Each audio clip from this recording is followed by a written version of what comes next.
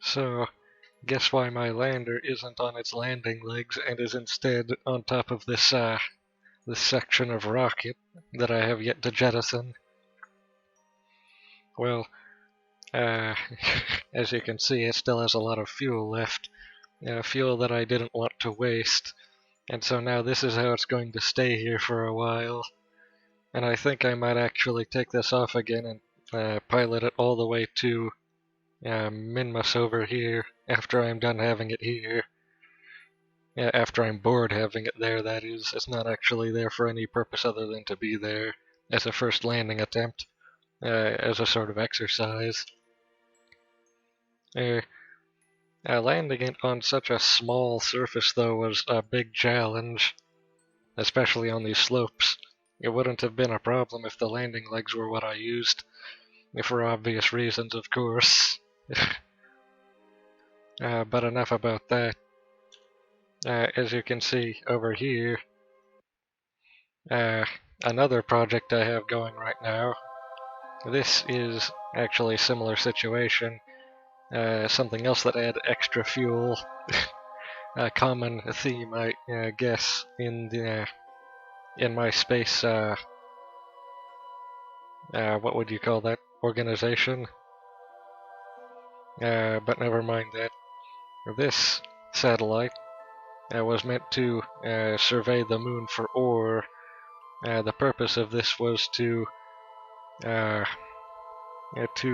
identify good places to build colonies, which is a plan for later. Originally, this was supposed to be the only part that launched, or that orbited. In fact, probably don't even need this out anymore. I already used it. Actually, it looks better open. What else? Recently, I've been trying to get back into Kerbal Space Program, and some other projects I've had are things like these communication satellites I position between the celestial bodies in this subsystem. So one between the moon and Kerbin, and another between the moon and Minmus. And this is another situation where we have extra. In fact, I think everything but one has extra right now. But as you can see, this is supposed to be an ion satellite, but also for communications, but within the system.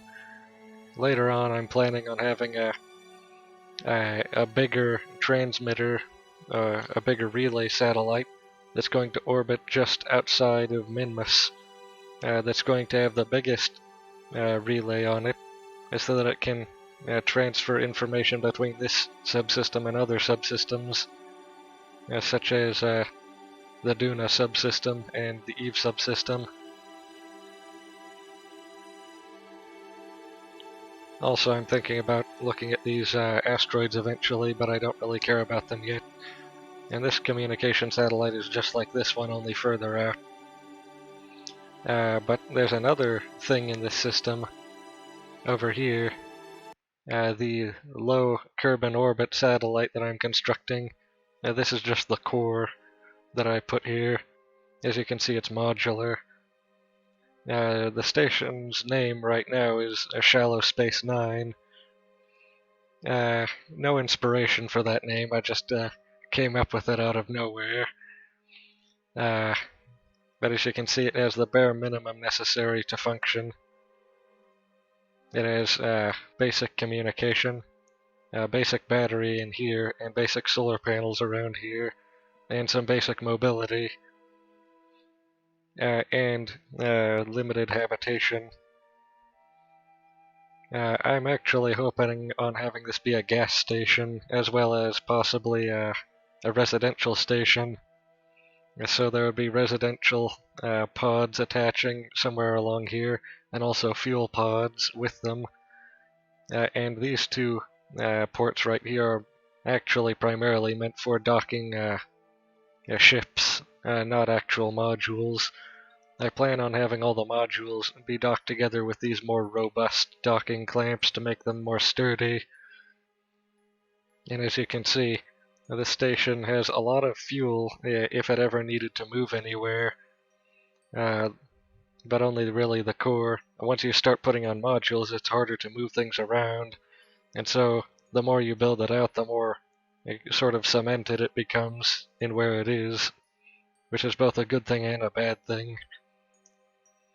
I'm also planning on having a station just like this orbiting the moon and Minmus as well as every other celestial body in this entire system, as well as the sun. I would like to see if I can make a low orbit sun station.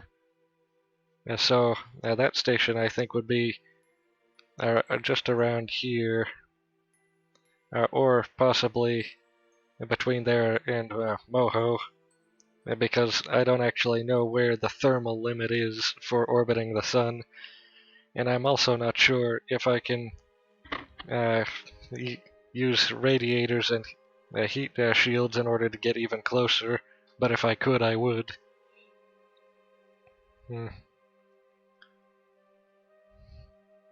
Really, this is all just getting warmed up for Kerbal Space Program 2, KSP 2, I should refer to it as, for abbreviation. That game is going to be much better than this one, and this one is already great. I could probably play that game for thousands of hours. But enough about all of this. I actually think it would be a good idea to have a project complete in this video, or at least started. So the plan for the moon right now, in order, is to first send a sort of a mining operation to the light side of the moon, the one that faces Kerbin, because that's the one that's more resource rich.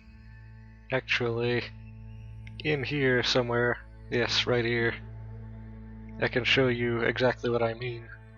So, if I set the cutoff to 80%, you can see that there's actually a lot more high density ore on the Kerbin facing side than the other side, in this case. And so I was planning on setting up the station around here, or possibly one of these other locations, but I think here is the best. No, wait, I'm wrong. This is the best location because it's the most equatorial. Equatorial colonies would be the best kind, I think. Polar colonies would be the hardest to get to. I had an idea. What about having all of the modules of the colonies be rovers, and then just land them anywhere and move them into position on the land to save resources? That would take too much time, I think. Oh yeah, and once I'm done with the mining colony, I'm going to want to set up a gas station somewhere around, either on the surface or in low orbit. And then after that I want to set up actual permanent colonies for residential use. And then after I'm done colonizing that planet, I'll move on to the next one out. But I'll have to scan this one again, start the whole process over again. And then after this is all set up and the infrastructure is there, I can start doing special projects like science experiments. One idea I actually had and tested earlier, and it actually worked, was the pogo stick landing mechanism, where you know how struts have an impact tolerance of, I think, 80 meters per second, higher than almost anything else. You can land at anywhere up to 80 meters per second with those, and so I have this sort of roll cage set up that I can sometimes use for small operations.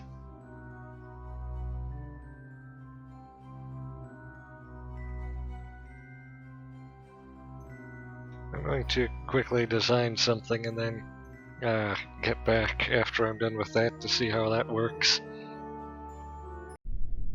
And so, after some time, I've developed this rocket, or should I say, orbital positioning system.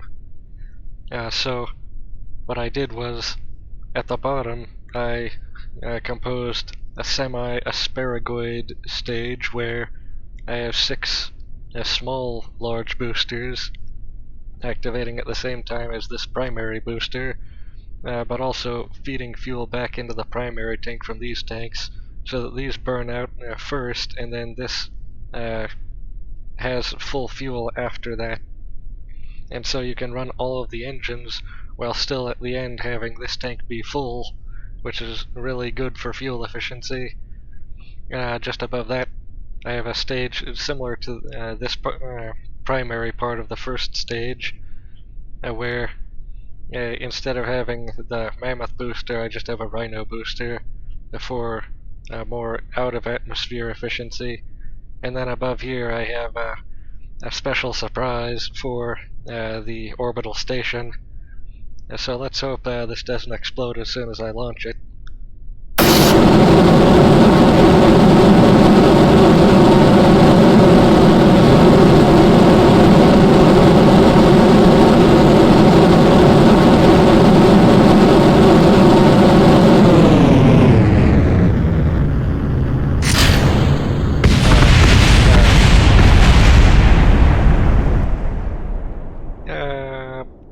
Pay no attention. Let's just accidentally press the spacebar instead of control. So pretend that never happened. Doing exactly.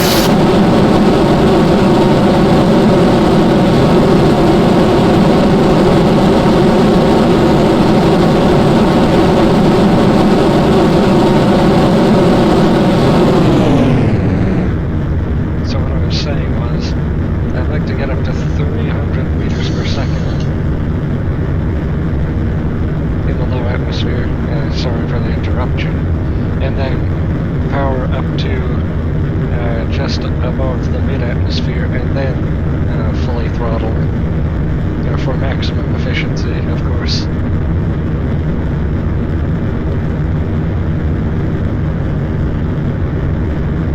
Let's actually take a look here. Yeah, look, it's still full. So once we get out of the mid-atmosphere, we're still going to have this primary stage full, and it looks like we're going to still make it out with all of these side boosters as well. Perfect.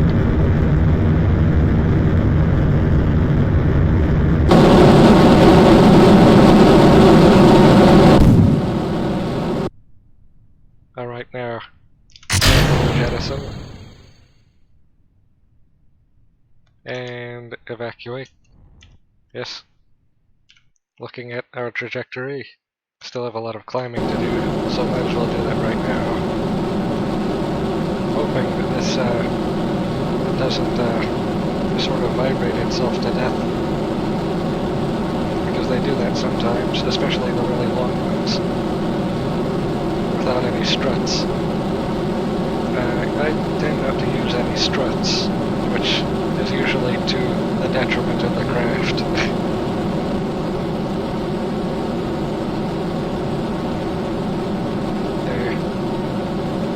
Looks like we're definitely going to have enough fuel, which is what I was worried about before. So I'm planning on having the periapsis be meeting this and the apoapsis just above it so that I can get it in phase with the station.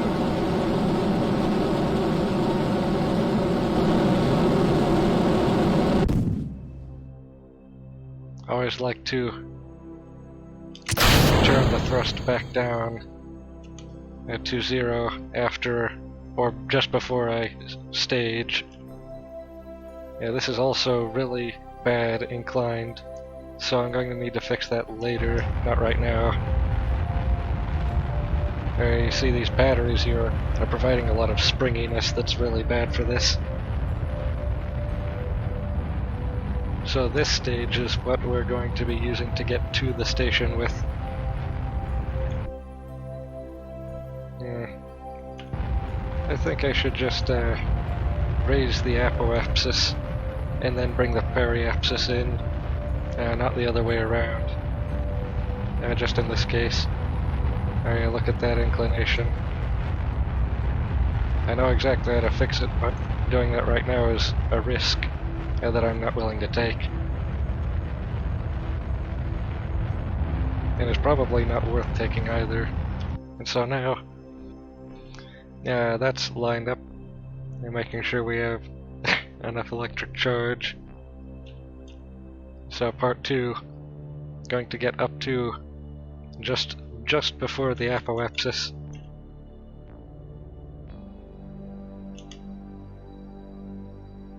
Going to use some of the engine's fuel in order to get pointed prograde.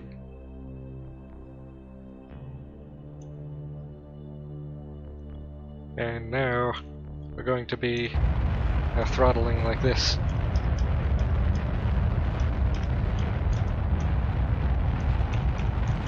It's those, actually no, it's the docking clamp, mostly. Alright, so this should finish what we've started here, and if worst comes to worst, we can just leach some of the fuel out of this to power our last booster here. Wait, is that how that saying is said? I don't think I'll say that ever again, just to be safe. So, you see the T- there on the apoapsis, if that's rising, then it's then you're going fast enough to not fall down, but if it's going down, then you're falling. Look at how tight this is getting. Looks like we're just barely going to have enough. There. And then we can fix the inclination later at about right here, or the opposite over.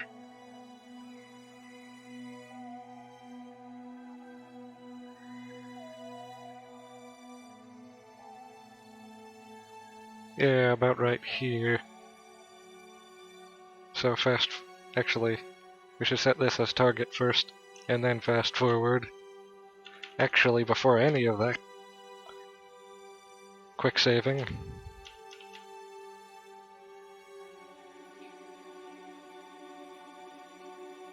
Yeah. And so, if we're going slower than it because we're in a looser orbit, then it's going to catch up to us, but if we're in a tighter orbit than it, then we're going to catch up to it.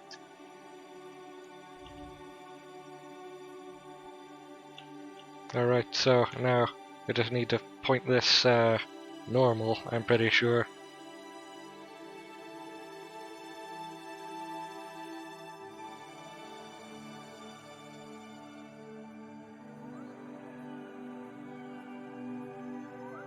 Yeah, normal.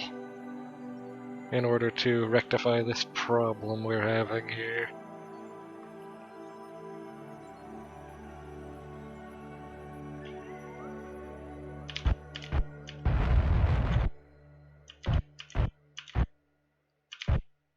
There. See, now it's flat. And so now the rest is mostly just waiting.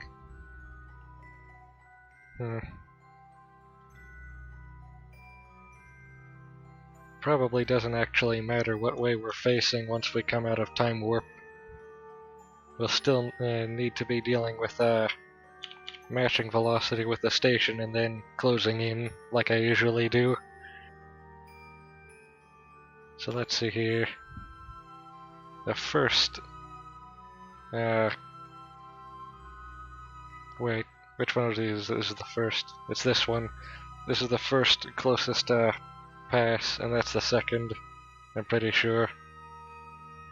Wait, no. Color coordinating. Yeah, it's probably just best to wait for things to come into alignment instead of trying to force them. And so now we wait like this. Unfortunately, we can't warp any faster right now.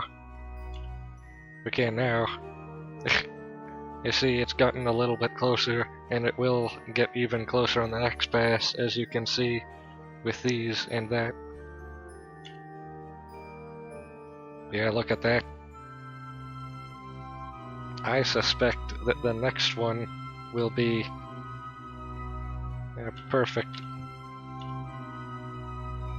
Now it's gotten somewhat ahead of us. So now we're going to want to catch up to it. So we're going to shrink our orbit slightly, but not very much because we... what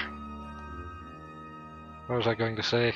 We don't want to shrink our orbit too much because we're already very close.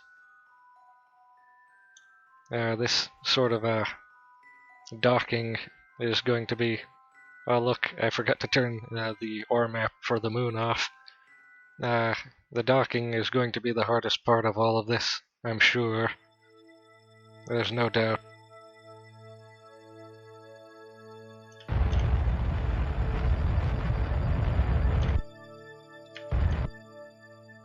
There, and now this will step in small increments because the orbits are very similar.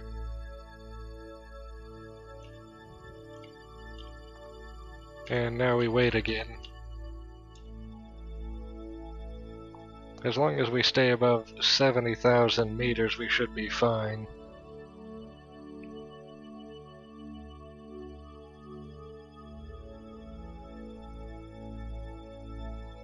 On, I think the next pass we should be close enough. Either that or too far away.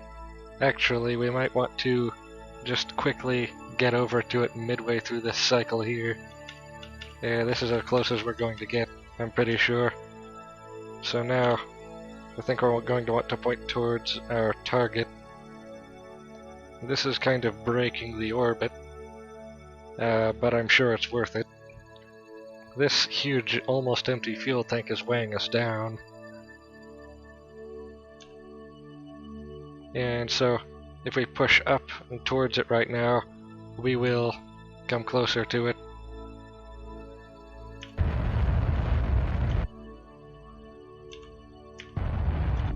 As you can see here. Although it's also going to destabilize us in our orbit here. And we just ran out of fuel in that big engine, so we're going to separate.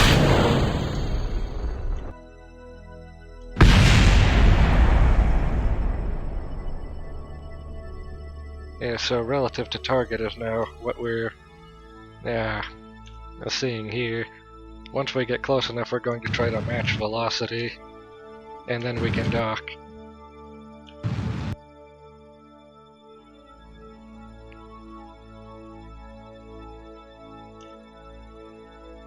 Oh, I just remembered something. We're going to want to have our prograde pointing at the target.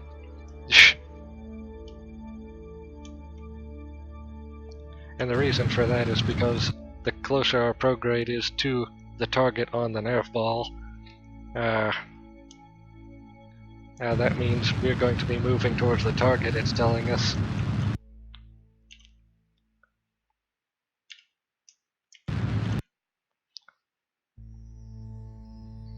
That's weird. Why are we so badly weighted? That's weird. Anyway, this is going to be hard. I don't know what's causing that. Probably the springiness of these stupid batteries. Probably shouldn't have put so many batteries in. I hope we don't smash into the target. I feel like I'm losing control already. So we have a few minutes to correct all of this. That's fine.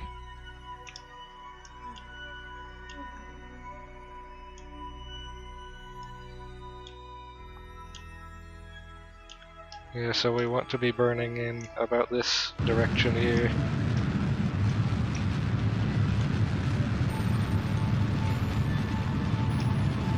Yeah, look at that. It's matching. And so now we see the closest intersect at a separation of 2.5 kilometers. That's not too far, with a relative speed of about 100 meters per second, which is also not too disparate, and we still have a lot of fuel remaining. However, we are leaching from the primary tank, unfortunately, which is the fuel we planned on delivering. But I don't think it will be too much expenditure. So I think, should we correct the rest of it? Should we correct it the rest of the way now or later, is what I'm thinking.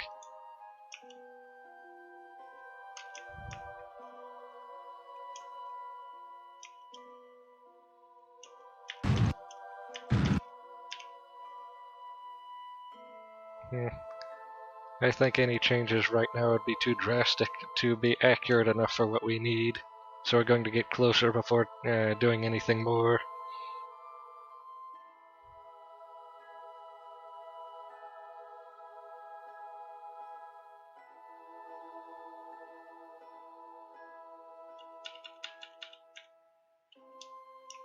Alright, so now I can make more changes.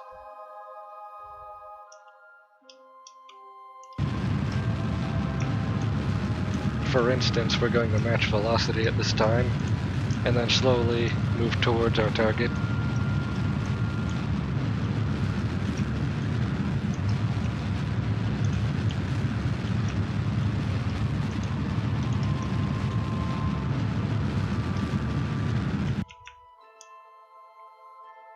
Very slowly and carefully. There.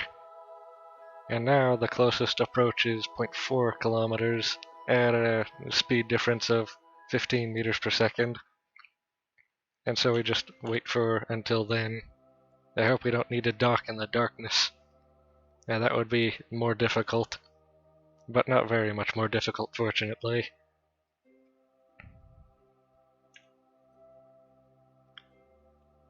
Wait, is that it right now? Can we see it from here? Yes, that's it right now. So we need to cancel our velocity right now.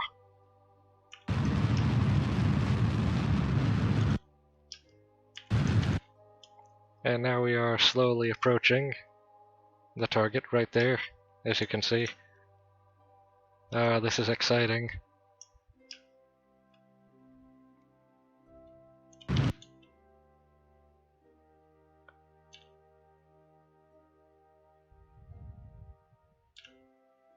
Alright, so going to be moving towards it, but also slightly above it, because we're going to want to be docking from above because of how I set this up. And now we time warp to get closer, because we don't want to go any faster if we don't have to. Now we're going to want to point retrograde, because now we're breezing past it, unfortunately. Not too unfortunately, though. Easy to fix.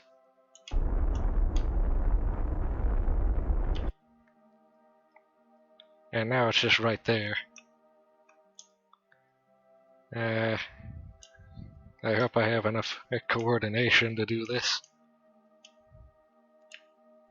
Let's see if reorienting will make this easier.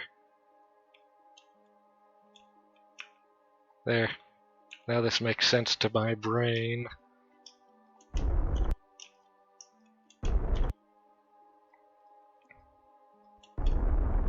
We can correct everything once we have the two docked.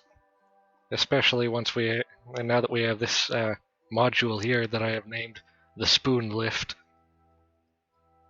Because forks have no place in space, but spoons do. And also sporks.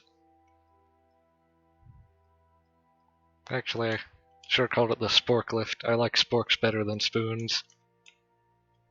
Oh, look at this. The skill.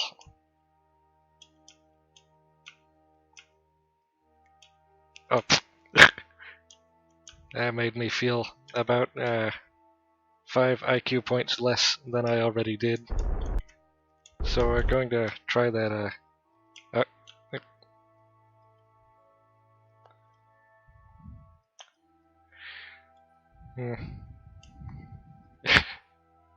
This is worrisome.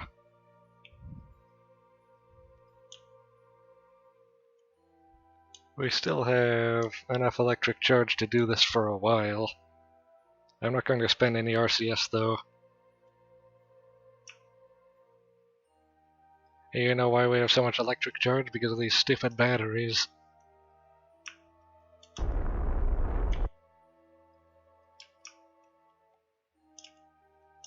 So, new plan. Going to go back up and try that again. And this time, actually, there. I think that would help. Very light, very careful, very dark. Unfortunate. I can turn on these lights. Now that only helps some.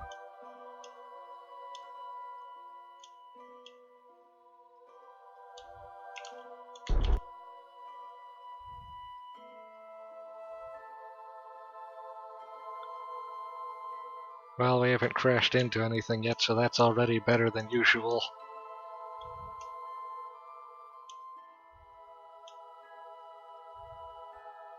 Actually, what are the keys for docking mode again? I'm not going to try that right now.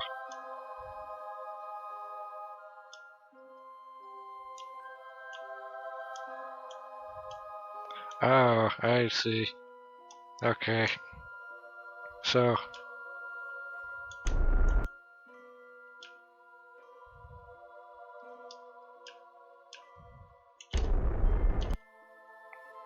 So here's the plan. Going to point directly where we need to.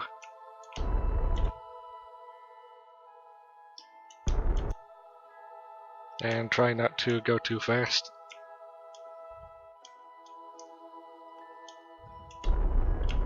Going to inject some more force.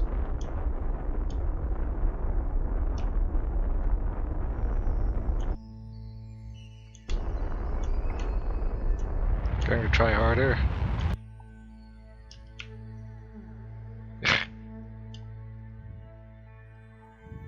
This is getting stupid. I hope I don't deorbit by accident.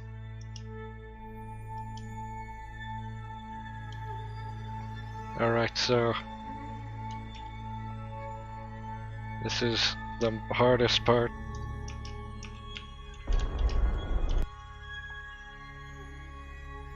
Alright, just keep it automatically pointed at the target. We can do the rest of this manually. There.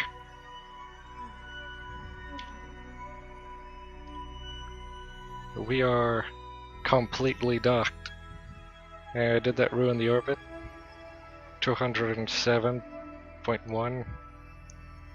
209.2. Yeah, that's within reasonable aberration.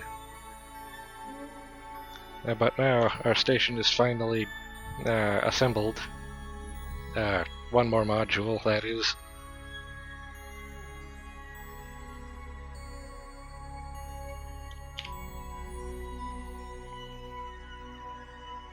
Yes, and now we have this spoon lift up here for when we need to move modules around. Hopefully never, because that's a nightmare. We have this huge fuel tank, which still has a lot of fuel left in it. Now we have these 4 more docking ports for more ships and possibly smaller modules. We have this xenon gas in these 4 tanks, enough to power a fleet of probes. We have all this battery charge capacity and this RCS tank. Ah, excellent.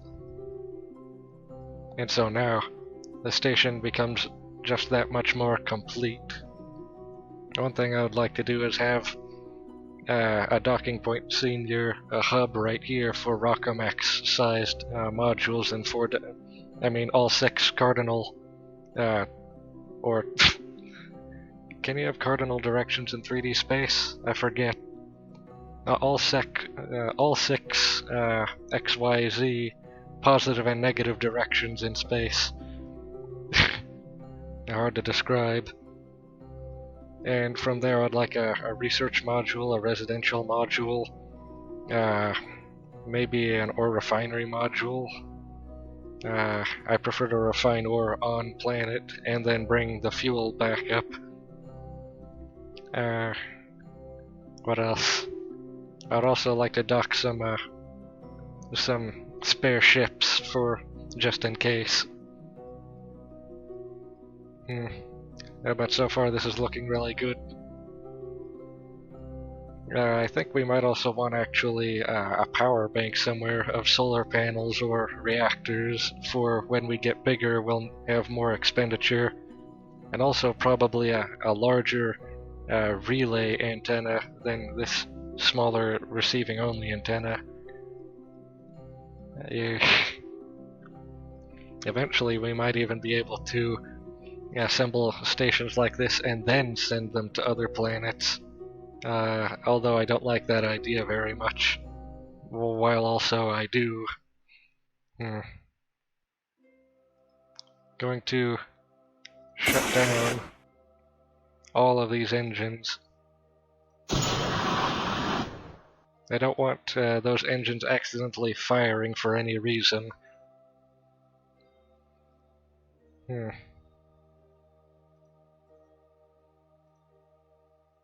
Going to want to have all the lights on because it looks better, and for no other reason. These lights are not only going to light up these ships that are going to be docked down here, but also going to serve as work lights for the spoon lift. Yeah, very nice. I think that's enough for this episode. We're going to consider what to do next time.